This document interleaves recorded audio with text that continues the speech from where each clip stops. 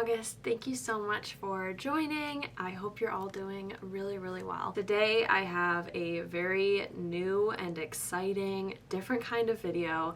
This will be my first ever time doing a book tag or a challenge. Also, we have a guest today. This is Mr. Umi.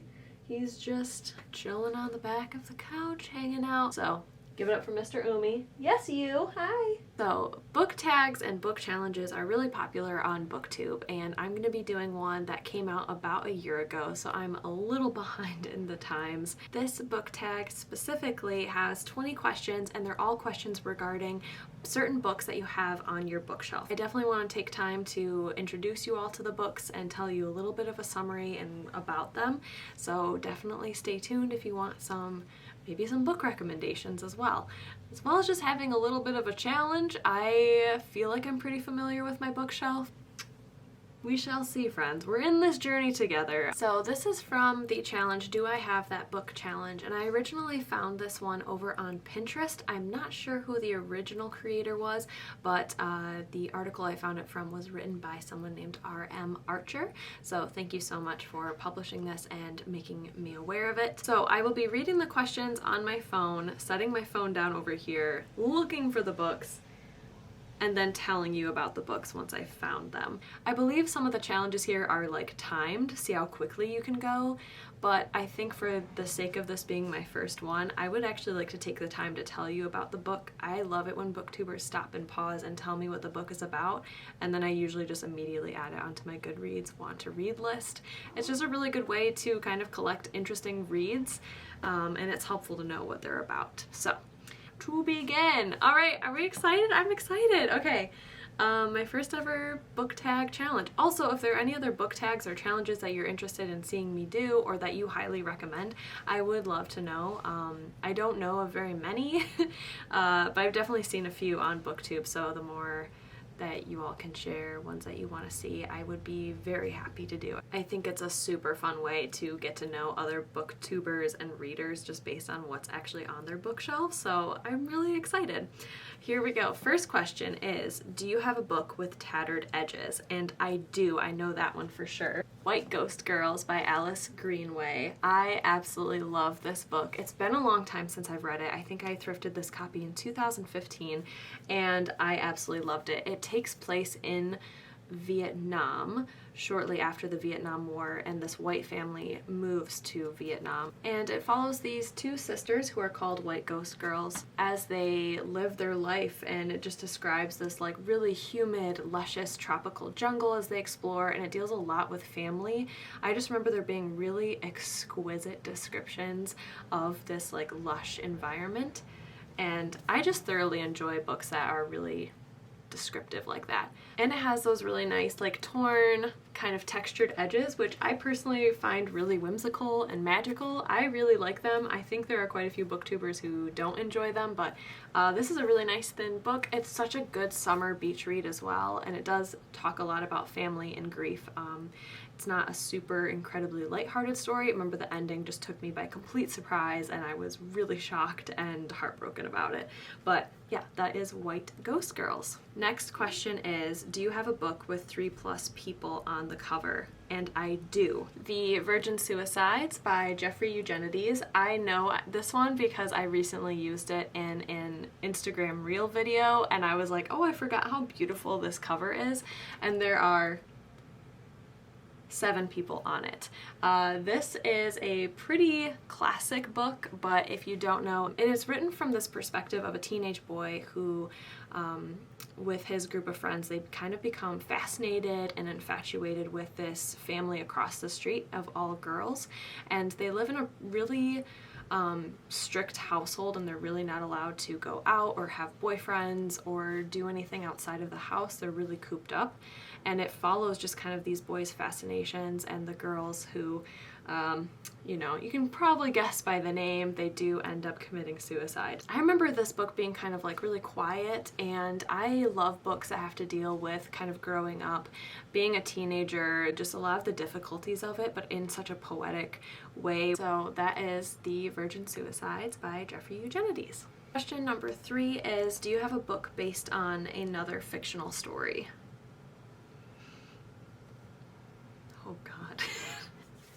That's a tricky one. I'm not even sure how to interpret that question. Like, a book based on another fictional story, like a legend or a fairy tale or something. Oh my gosh, yes, I have two. Why don't I just show the two? I mean, that's fun, right? Okay, I have two books, and one I actually recently shared in my love story recommendations, not romance videos, and that is The Feast of Love by Charles Baxter.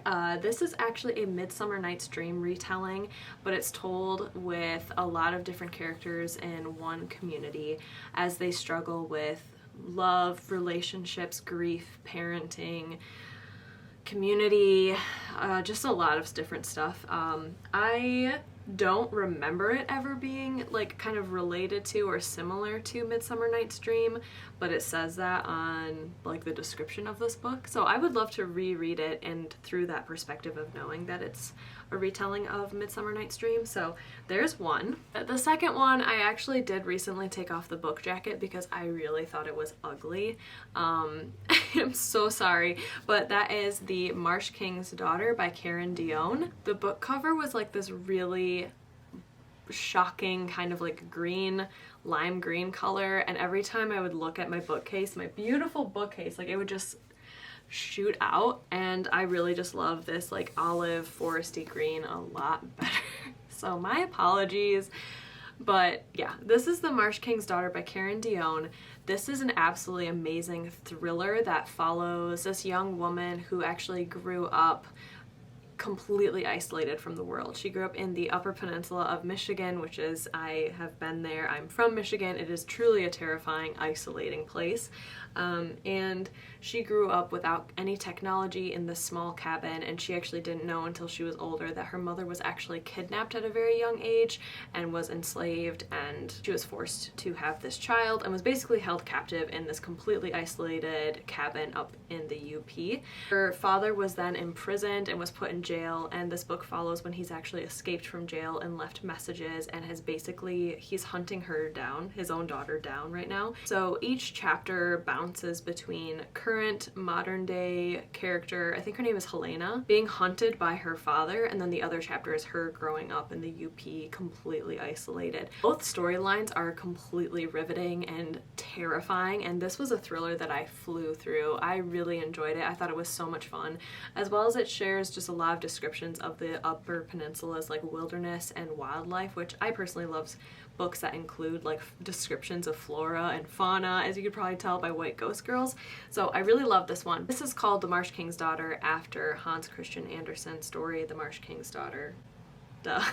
And throughout this there are a lot of quotes and passages, so the story kind of like follows along with The Marsh King's Daughter and quotes it, so there are just really long passages of that actual book in this one as well. So I believe it's a retelling. I'm not really familiar with The Marsh King's Daughter, the original text, even though it is included in here. I've never read it front to back, so I'm not really sure if this completely follows it, but I do believe it's another retelling. So wow, I didn't think I'd have two, but I did. We're doing great. Number 4 is, do you have a book with a title 10 letters long? Oh, I'm sure I do, but I really don't want to count. Okay, stand by.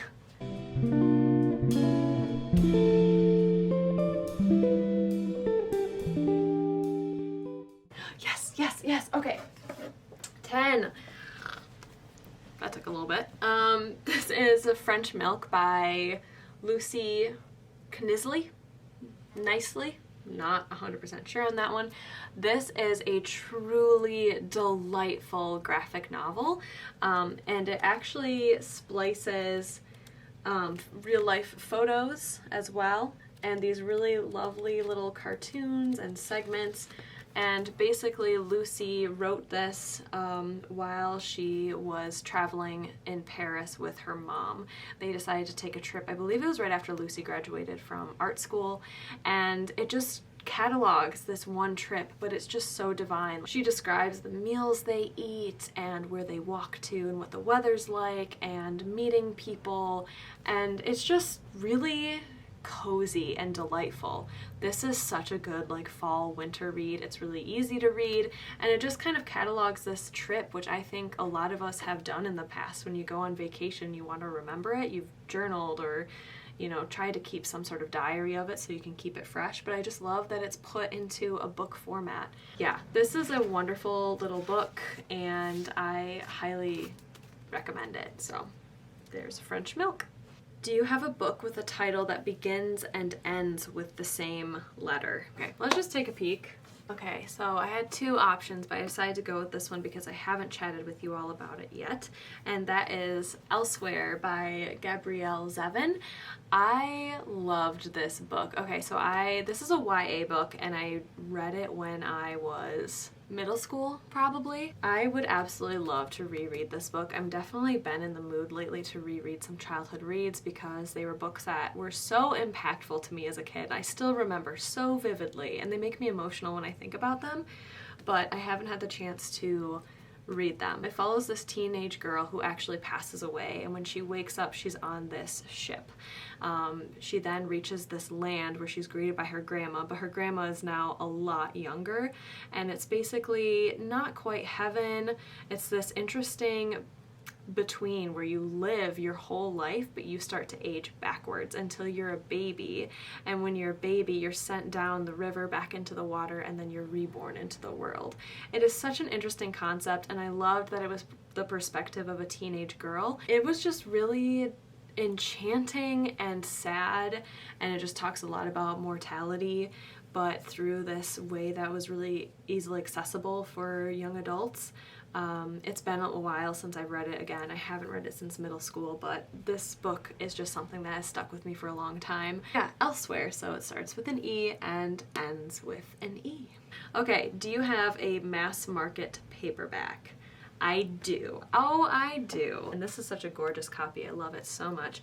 Is Pet Sematary by Stephen King. Its spine is like atrocious. It is ripping apart. Its binding is completely trashed. The back is ripped as well.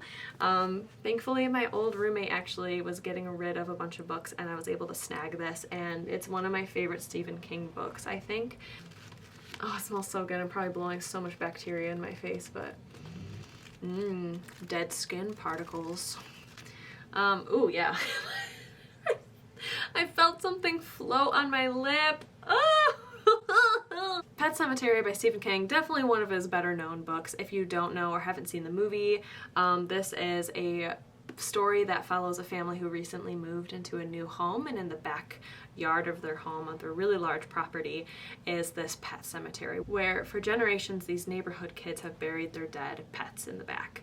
Some things happen, and basically the husband of this family just takes things to like multiple different levels where they shouldn't have gone, and it increasingly gets more terrifying and horrifying. I thought a lot of the descriptions of the animals and how they were acting, and the stories from the town of like these eerie sightings of animals being kind of brought back to life, it was really, really scary. This one definitely gave me some heebie-jeebies, so if you're looking for a book that will actually scare you a little bit, I highly recommend Pet Sematary. Do you have a book written by an author using a pen name?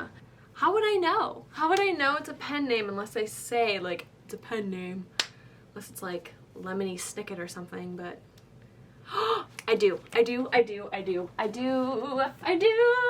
I love this pen name so much. This is my favorite one of all times, and that is The Anybody's by N.E. Buddy. It's so good. I am so happy. I actually recently thrifted this one.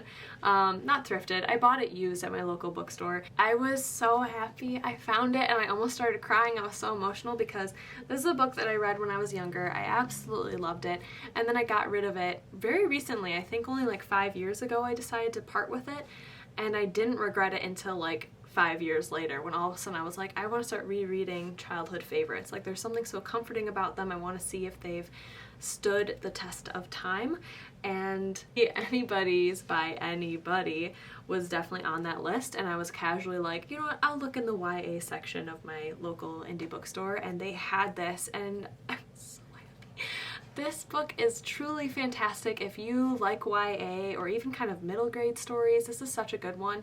I do believe it's the first in a trilogy. I think there's also like the Somebodies and then the Nobodies. I haven't read any of the other ones. I've never seen them before, but apparently that's a thing. But the Anybodies follows this young girl named Fern. This is a fantasy YA. I should probably say that too. Who one summer realizes and finds out that she was actually swapped at birth, and she was taken in by this very ordinary family, and she always kind of felt like she didn't fit in. She felt like she was a lot like kind of cooler and quirkier than her normal boring family. So she realizes that she was swapped at birth, and her birth dad, I believe, shows up on the doorstep, and her birth dad and her ordinary parents decide to swap kids for the summer. So she goes and lives with her very eccentric father, who, like, there's fairies and like their house is like made completely out of books, and it's just so whimsical and delightful and just so good. I'm so excited to reread this book and just fall in love with it all over again. There are also these really gorgeous illustrations. They're just like really fun and cute. So yeah, that is a pen name. The real author's name though is Juliana Bagot. Bagot. I don't know. Do you have a book with a character's name on it? Rosemary's Baby by Ira Levin. There it is, upside down. This one I thrifted or found at a used library book sale, and it came without the dust jacket, so I'm actually really curious what it would look like, but it does have this like really fun green, what do they call it, sprayed edges. This book it's so good, and if you've ever seen the original Rosemary's Baby movie, that movie actually follows this book to a frickin' T. I actually read this book first. Oh, this one has textured edges too, like torn, tattered edges. That's fun, I didn't notice that, but this book is so wonderful. It's so well written, it's so interesting. I really, really thoroughly enjoyed this read. I didn't know the premise of it going into it, so I only read it like 2 years ago, I want to say, and then I watched the movie and I was just blown away. So this follows a woman named Rosemary. It takes place and was written, I believe, in like the 60s or 70s, and her husband just moved into this new apartment. They find kind of like just some weird things are happening. They befriend their next door neighbor who is like just becomes really attached to Rosemary, and they strike up this friendship and they're always together. Rosemary's pregnant, so she's not working and she's just kind of hanging out. She's having a really difficult pregnancy and things happen from there, and it is very horror, spooky, scary, terrifying. It also deals with a lot of like Rosemary is having a lot of issues with her pregnancy and is freaking out, is starting to become really paranoid, and it's one of those things of like no one else around her believes her. 100% highly recommend this book. It is such a fun read. Do you have a book with 2 maps in it? Oh my god. Maps? I feel like maps are really typical and normal in like fantasy books, and that's not something that I read from. I don't know why any of my books would have maps in them.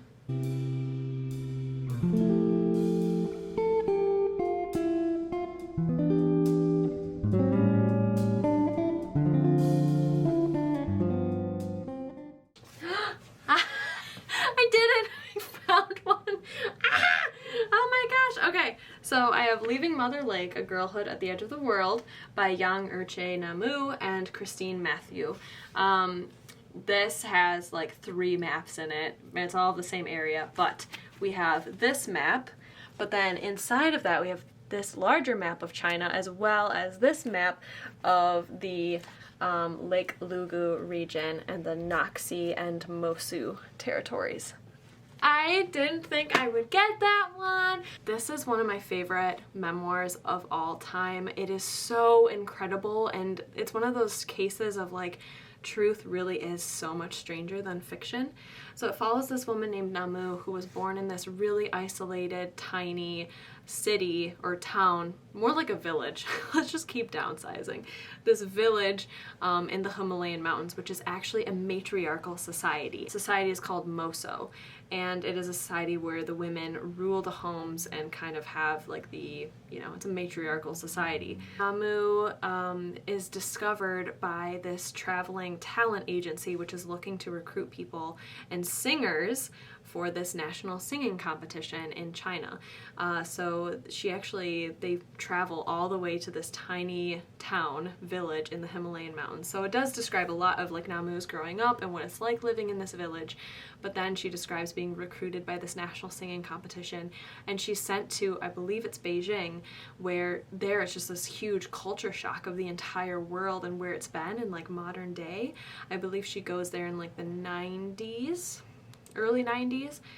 It's just this huge culture shock, and she's able to interact with people from all over the world, and she sings in this national competition and is, I mean, what? It's just so incredible and bizarre and weird, but like so gorgeous, and it just talks about this small village, which is just so quaint and like just feels so romantic and earthy. Yeah, I highly recommend this. If you're looking for a really wonderful feminist kind of memoir, this is a really, really good one. I highly, highly recommend it. Do you have a book that was turned into a TV show? TV? Oh shoot. Oh no.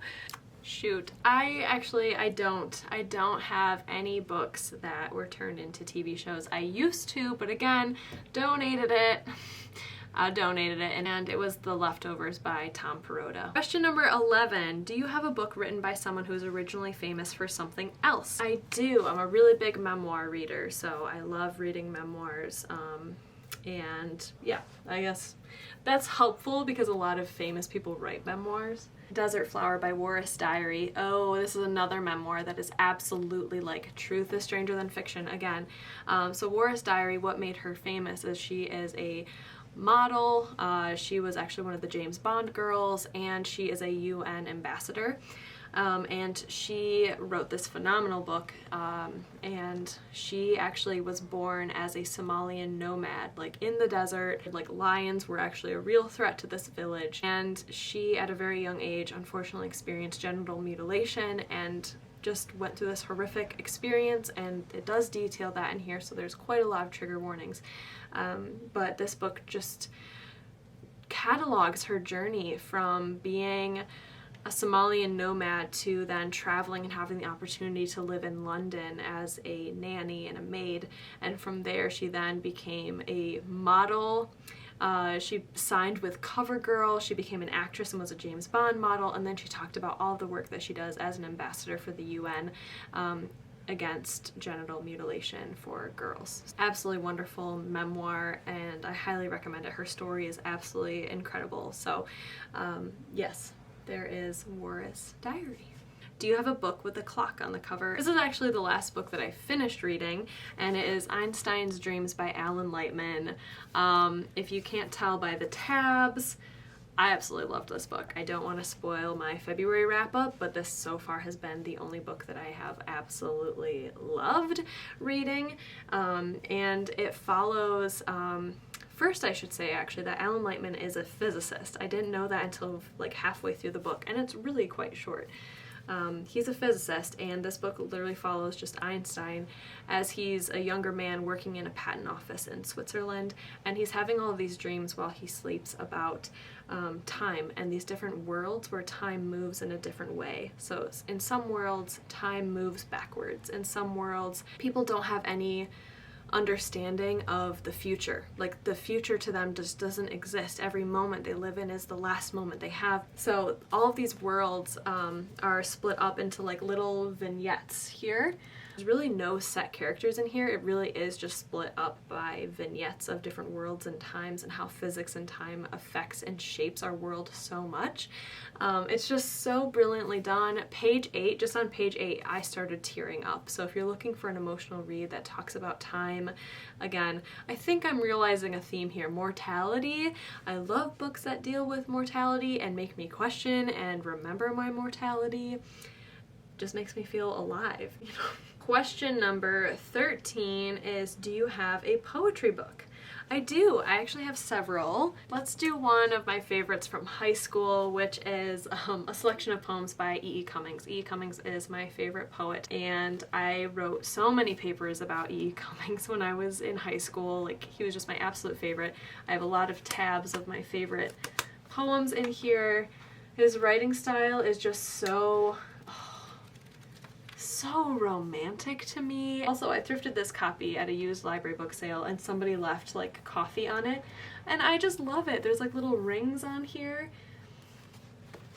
I love all the used books and the weird things that people do to them. It's great. Do you have a book with an award stamp on it? Yes, definitely. Whew. This old brick. That is The Goldfinch by Donna Tartt. This actually won a Pulitzer Prize. Dang, this one is just, I can't get over how heavy this book is, and I'm so proud of myself that I finished this thing. I thrifted this copy from Goodwill. I'm very lucky that it was there and I was able to have it. Yeah, so, oh, I'm trying to hold it up and I'm like, it's flopping around. It's like a little bird. It's a little goldfinch, just wants to fly away, but it's, you know, chunky goldfinch. What am I saying?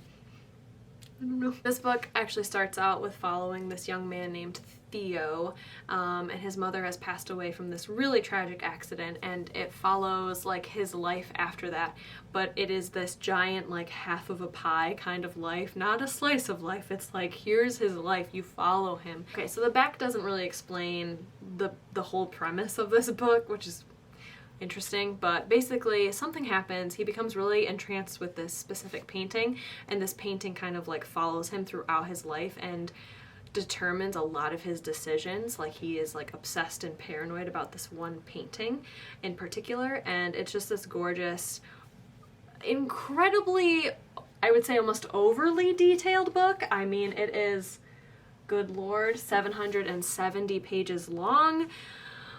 It's a lot of detail of this one guy's life, and that's all it is really, is like him interacting with all these other characters that come up in his life, his weird family, his life situations of being kind of like an orphan, meeting strange people, getting kind of caught up in the wrong crowd, but it is in immense detail, immense. Do you have a book written by an author with the same initials as you? I scoured my shelves and I was getting so frustrated I couldn't find anything, and I was like, there has to be somebody with the initials A-N. Those are my initials, A-N. Come on, like that's not, I mean, there's so many A names. You got Amy, Anna, Adam, I don't know, like so many. I even looked on my Goodreads app, and no books that I have read, none of them have the initials A-N. They were not written by authors with initials A-N. I am flabbergasted right now. I am totally blown away. I thought that would be a pretty common one, but alas, I have not yet read a book that I've at least cataloged in Goodreads whose initials are A-N. Moving on from that painful defeat, number 16, do you have a book of short stories? Yes, I have multiple. This book has my favorite short story of all time in it, but I have not read every short story in it, so. And that is the best short stories of Fyodor Dostoevsky, and I got this copy in high school. There's a short story in here called The Dream of a Ridiculous Man. Oh my god! It's my favorite short story of all time. If you want to go on an existential spiral, like angst spiral, and understanding that everything that's ever been created or like existed, like time and math and philosophy and religion, is all man-made, and we all live in this fake world of made-up fake things that we have made our own like rules about, we've made our own concepts, and like we live in this rigid world, but we made up these imaginary boundaries. If you want to go absolutely nuts with how much our world is defined by man-made created things, please read The Dreams of a Ridiculous Man, because it blew my mind, and I read it right before I left for university. It was like the summertime. I remember I was laying outside reading it, and I was like overwhelmed and emotional, and it just made me feel like I was so, like my brain was about to implode. Like, just so good.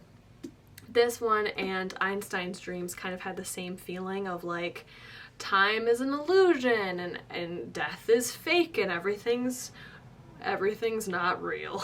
And I really love books about that, where it's like very metaphysical and frightening. But yeah, that's my collection of short stories. I should definitely read more of them, because The Dreams of a Ridiculous Man really blew my mind and I loved it. I kind of went a little loud and nuts there. I was probably spitting all over the camera with my enthusiasm. I apologize.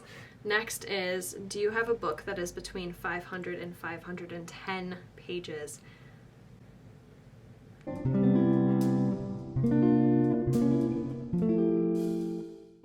do have some newer books on here, so maybe. Can you even see? You can't even see me.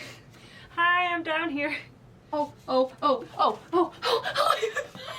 I'm gonna pee myself. Oh, yay! I have it. Okay, this is, I shouldn't throw around this copy because it's so gorgeous, but I have Lust for Life, a novel about I'm so excited to make calm down. My heart is racing. A novel about Van Gogh by Irv Stone.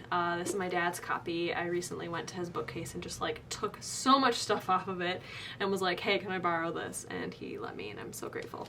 But this is a novel about Van Gogh, so it's like a little historic kind of fiction, but it includes all of his, not all of his, he's done so many things, his paintings in here along with the story. I am so jazzed to read this one. I mean, how stunning. This is such a beautiful edition. Like, look at that painting on all the different sides. It's so good, but it's 502 pages. Did I say that already? I don't know. 502, between 500 and 510. I freaking did it.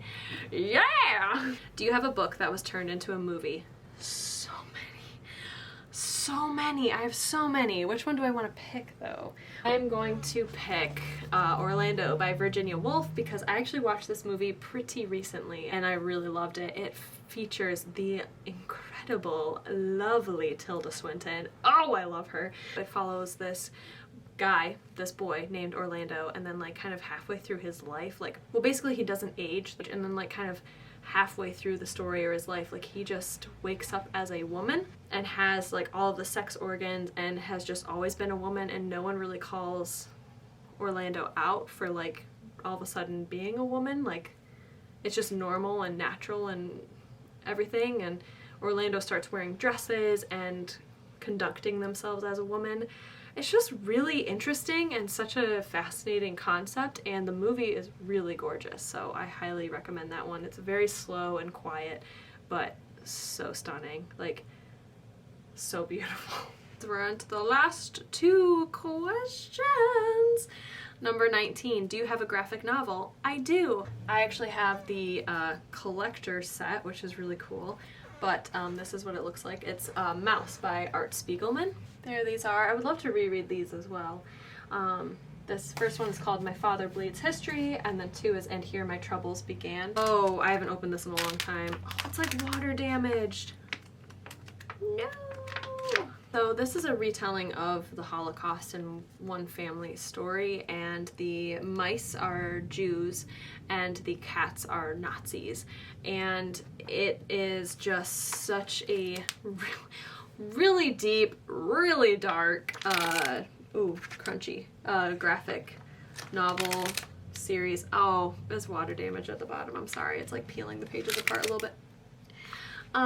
Yeah, very deep and dark. We had to read this for school, the first one, I believe, in middle school, and I really loved it, and I wanted to read the second one, so I asked for the box set for Christmas. This is definitely a series that I would love to come back to, but yeah, it is not a fun read just because it's a graphic novel. It is really dark and very upsetting, and my copy is very dusty. So that is Mouse by Art Spiegelman. Okay, my beautiful little rosebud friends, this is the last one.